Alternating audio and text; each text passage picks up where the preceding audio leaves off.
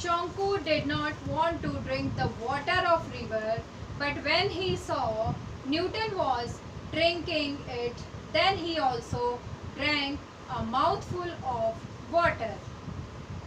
It wiped out physical and mental tiredness of Shonku. Bidushekar did not come out of the rocket. When Shonku asked the reason, he uttered only one word in frightening sound: danger. They had the extremely fearing experience on Mars. Next morning, a strong fishy smell hit the nose of Shonku and he heard a strange sound as if a large-sized cricket was chirping. He looked around and saw Prahlad's eyes were swelling outside and his right arm was wrapped around Newton. He was running towards the rocket. The creatures that was chasing him was not human, nor an animal or a fish. It was 4 to 5 feet high, had legs and feet, but instead of arms, there were huge fins, like a fish. It had a very big head, in the center of which was a single large green eye, a big mouth with no teeth. Its whole body was covered with skin of fish which was sparkling in the sun.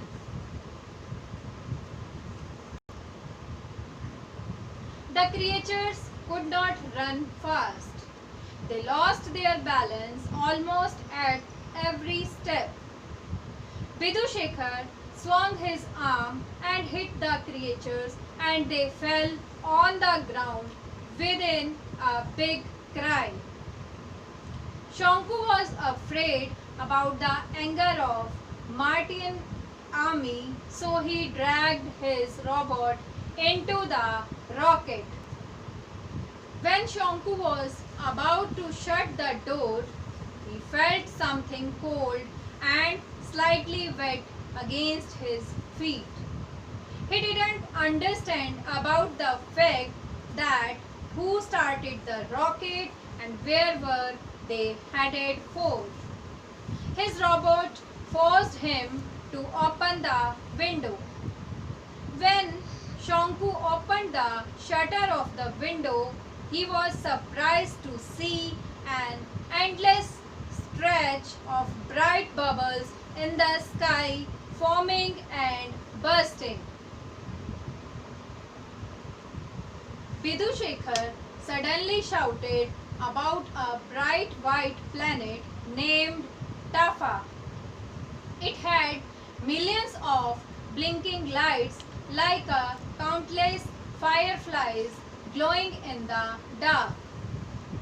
When they reached on Tafa, a large number of people had gathered and welcomed them.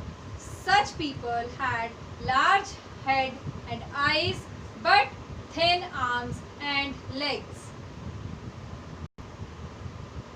These creatures were totally ancient like our human civilization. Such creatures disappeared into the holes, but they had given a proper house to Shonku and his companions to live in. Now Shonku wanted to stop writing his diary, but there was no way of sending this diary back to Earth, which had a lot of valuable information. After reading Shonku's diary, the author made a copy of the entire diary and dropped it off at the press for printing. When he returned home and wanted to see the original one, he saw that nearly 100 hungry ants had eaten the entire diary. It was hard to believe, but the author saw, because it had seemed completely unbreakable and not to be destroyed. That's all about the summary of the chapter, which tells us about the strange space experience of Professor Shonku through his diary. I hope it will help you in your revision.